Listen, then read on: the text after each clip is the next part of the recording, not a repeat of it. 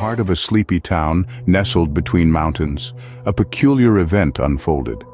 An occurrence so unusual it sent shivers down the spine of every person who heard of it.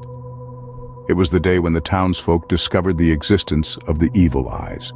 Norma Jean, a well-respected woman in the town, was the first to encounter them.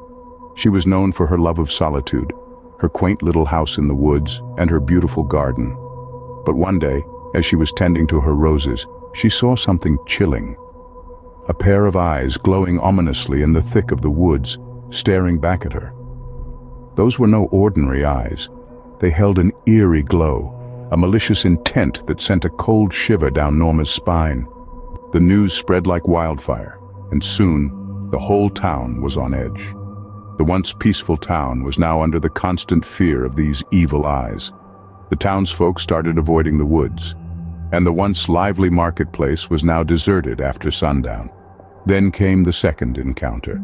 This time it was the town's blacksmith, a burly man named Thomas. He claimed to have seen the evil eyes while working late one night, and he described an inexplicable sense of dread that had overcome him. This encounter was different, though. Thomas claimed that the eyes spoke to him, whispering threats and promises of chaos. Fear took over the town, and life as they knew it changed drastically. The once bustling town was now a ghost of its former self. The laughter and chatter were replaced by an eerie silence. The fear of the evil eyes was palpable. In a desperate attempt to regain peace, the townsfolk decided to confront the evil eyes. Armed with torches and holy water, they ventured into the woods one night.